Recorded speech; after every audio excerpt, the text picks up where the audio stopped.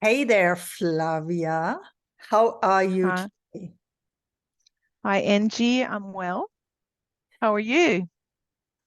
I'm fine, and I'm really honored to have you on the red couch today. We haven't spoken with each other in a long time, That's true. and our story goes back to probably 2015. I'm not exactly sure anymore. So I think we're close to 10 years. yeah, we have a 10-year anniversary coming up. Wow. I'm very keen to hear all of the things, that you will share with our audience about your journey and, where you are today. And we usually start with the question of the why. Yeah, because that is something that everybody's really interested in. So why do you do what you do? Why do I do what I do?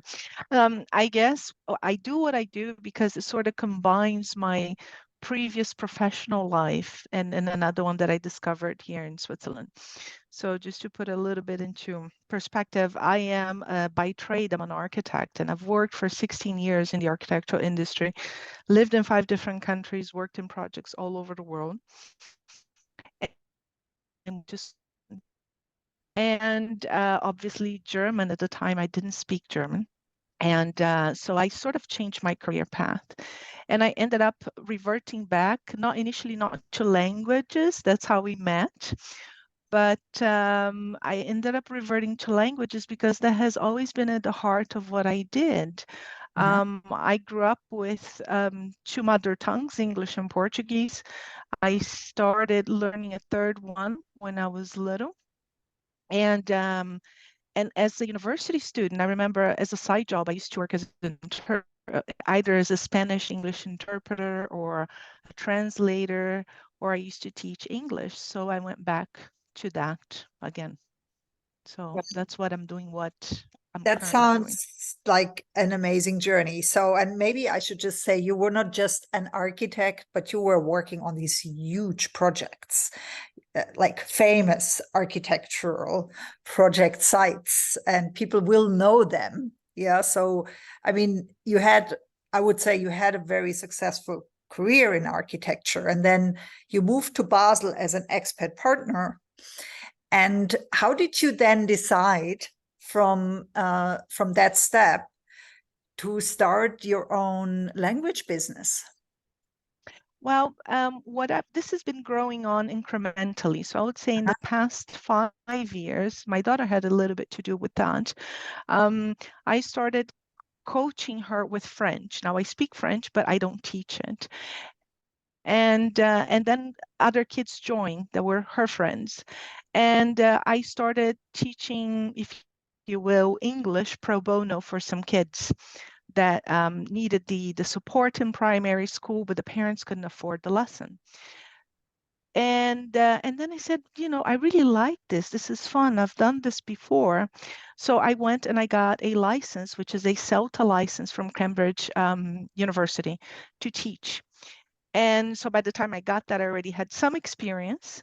And but now my focus is more on adults and corporate, because so that's where I combine my corporate experience with the language teaching. So now I teach English. It's my mainly bread and butter.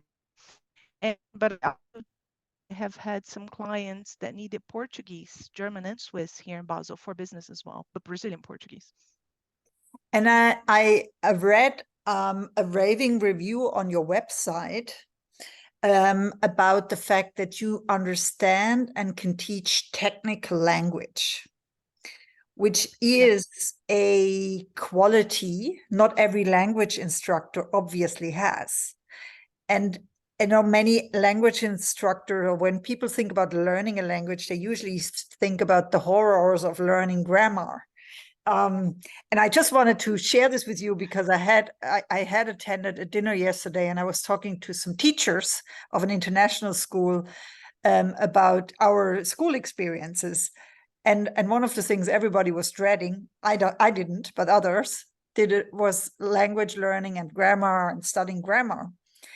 And one thing I had heard last week was, there seems to be an idea that going forward in the next few years, at some stage, we will be able to implant language capabilities into the brain directly.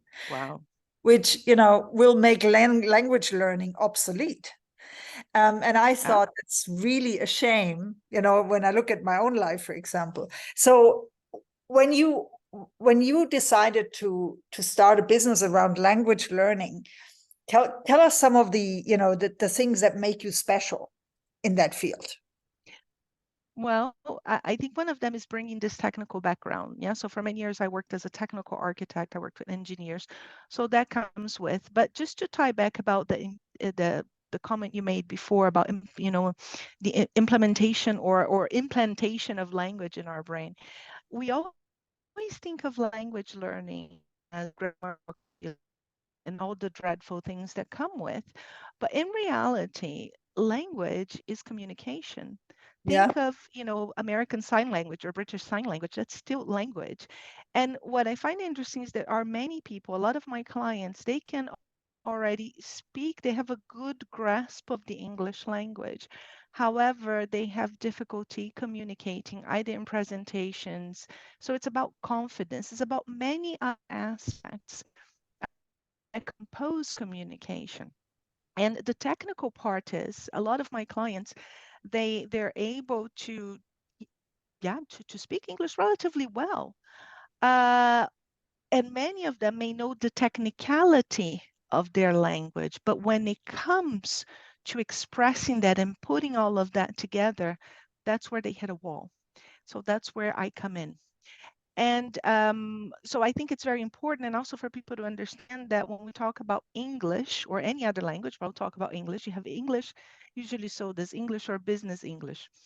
But business English can be clinical trial English, can be technical English, and technical English, there are many ramifications to it. It's not one or the other. So my areas of expertise have always thus far have been technical in terms of clinical, pharmaceutical, based on the area that I'm in here in Basel. Yeah, that makes a lot of sense. And then we also have global English. So there's also the variation of English that is just applied across intercultural teams, for example. I mean, there's so many important things people probably need to learn. So when I was listening to you just now, I was thinking, oh, you're more of a language coach than a language instructor. If you're helping people, for example, improve their presentation, storytelling, and then they gain confidence and they just get better at what they do. So it's more like coaching them in the foreign language rather than teaching them grammar and stuff like that. Yeah, interesting. Exactly. It comes with it. That's why the business that I have is for my issues, but language coaching. So it's not only about the grammar that comes with the understanding, also about, even though English is a lingua franca that we all speak, most speakers of English are non-natives. And it's a rainbow. It comes in different varieties, and but most of the time we tend to focus on British and American English, and that's what I do. And you can get lost in translation. Yeah, communication is so difficult as it is, but you can get lost in translation. You have an American and a British person communicating, and they may get lost in translation, the idioms they use, and cultures essentially. So. Mm-hmm. Yeah, I get it. We have the same with the various variations of German. It is sometimes hard when various different German backgrounds speak with each other, especially when it comes to more technical language. So I can imagine it's very varied. And do you have any tips for our audience in terms of starting a business? Because many of the people that are our readers and viewers, they are either aspiring digital nomads, or they think about starting maybe a business on the side, or maybe they already have a business and they want to grow. What is your secret sauce, Flavia? I would say, well, first and foremost, I think there are three things here. One is always follow your gut feeling. I think this is a good lesson for life. Uh-huh.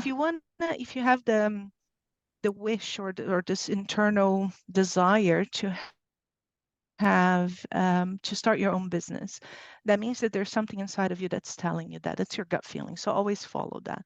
But that alone will not get you there. You need to have a goal, very clear goals. Some people say vision. Yeah, that could be it as well. And thirdly, what don't forget what you've learned with your in your past professional life. And maybe it's the same career path or the same area, yeah, I would say, but you're taking a different path today. Don't forget. And I think this was an advice from you many years ago, which was, don't be afraid, just jump in and do it. And Just jump, the net will appear. exactly. Yeah, yeah. Yeah, I remember you telling me, just do it, just do it. And I was like, oh, okay. It's often not for everybody though. So you have to have a certain kind of personality to actually be able to make that first step. And I always think the first step is the hardest. And from there, usually, things fall into place. Another thing I think is really helpful is, to build a good network. Like Absolutely. even people that you can partner with, like us, for example, we serve the same client group. So we can easily partner with each other because we're not competitors, but we serve the same Yep. people. So this is also, I think, something that is often underestimated. And then, when Yeah, you have a absolutely. network, you can refer people back and forth. One thing that again happened to me yesterday was I met somebody, we know each other on LinkedIn, but we never met in person. And then she was like, oh my God, I wish I had remembered you about a month ago when somebody asked me for a spouse career coach. I said, Oh, yeah, you should have remembered me, but we have never met in person. We only know yeah. each other from the internet. So yesterday was the first time we actually shook hands. So sometimes it's Nice. also important to keep that sort of personal relationship, especially in this very virtual world that we're in right now. Absolutely. And then this is one of the things that I also saw in this market that I'm in with the languages that you're in with the coaching, which is, and this is specifically more of Basel, that a lot of people, a lot of not a lot of people, a lot of businesses, they're going through this path of virtual English. The way you teach online, today, for example, I taught 4 hours of online coaching and lessons. It's very different than if you're face to face. And I think online, many times it requires a little bit more than you, especially depending on the level you're in. And I think what is very important is also to understand the need of some clients. Everybody's offering this cookie cutter, oh, we offer online and this is what we have. Not everybody needs that. Other people, they need something else to protect because we're not all the same. Yeah. That's absolutely right. And it's, one of the things that I think business owners need to learn also to find out how to listen to their clients. Yeah, interesting. Absolutely. And Yeah. speaking of the virtual world and social media and everywhere where we used to hang out a lot, what is your favorite social media platform? Oh, okay. So it's interesting. I've always been on LinkedIn, but that's the very corporate side of Flavia. And I've been using that for FAA. I also love Instagram. I use Instagram for anything that has to do with my personal life. And recently I just created an account for FAA. Uh-huh. But I really like Instagram because you get the image and you get the videos. I find it more interactive. I love YouTube. That's a platform that I use a lot for my teaching, my for in general to teaching, especially higher level clients. When I mean higher level, it's higher in level in English. Yeah, how well they can speak if they're C1 and above, or B2, I would say, and above. And they're fantastic. It's a fantastic platform because I use TED Talks all the time. It's like this endless source of communication of topics that one can discuss. And Yeah. another thing that I have also learned in this time is that in order for people to learn a language, everything, with, to talk about what interests you. You know, a lesson plan, a book will not always do the work. And that's what I think TED Talks are great, because it's an infinite pool of topics. You can always find something there that will sparkle interest on somebody. Yeah, that's a great idea. That's a great idea. I love it. And podcasts probably too. Absolutely. Yeah. Yeah, fantastic. So it was really great talking to you. And obviously, you know, we will link to your website and anything else you want to share also in the show notes below. But is there anything else you would like the audience to know about you? Do you have any upcoming Christmas events or a Black Friday deal or something like that? Yes, I have. Actually, this is going to be posted this week. Well, this week is already Friday. This it's going to be posted next week. I'm going to start a promotion so people can get a flavor, because I have a different methodology in teaching, which I call the FA3 concepts. Yeah, it's about being contextual, it's about cognitive learning, and it's about confidence. Without those three things, a person does not learn a language. So the offer is that you pay for 3 lessons and you get 4. So within a month, let's say once a week, you get to try out the method, you get an evaluation, and you see if you like it, and if you want to, you know, move on and move forward and say, maybe I'll do other lessons. So that will be posted next week on my website. And one thing that I do every Friday, I started this thing a while ago. My clients that I always say, "Oh, happy Friday," you know, it's, you know, end of the week, and I post on my website, either on LinkedIn or Instagram, the Happy Friday idioms. Idioms is something we have in all languages, but us native English speakers, we use it all the time. And it leaves people out because not everybody knows, and there's so many, and they're British idioms and American idioms. So I always share at the beginning of the day, and then at the end of the Friday, I give the answer, and it gets, you know, people get a chance to comment, something new that I've started to get people to interact a bit on those platforms. Oh, that's lovely. That's lovely. I'm going to check it out today because it's Friday today. Wonderful. Exactly. Happy Friday. Great. Happy Friday idioms. Wonderful. Yeah. Flavia, it was great talking to you again. And I hope the next time I'll see you will be in person I know somewhere, we need to go for a drink sometime. either in Basel or Zurich. Exactly. And, so we can celebrate your great success. Thank you Congratulations. so much. And, thank you, Angie, and thank you for inspiring me as well. All those years ago, you know, I haven't forgot your lessons and your guidance. It has really shed a big light into what I do. So I'm very thankful for that. fantastic. Have a great weekend ahead. Bye-bye. You as well. Bye. Bye-bye. Take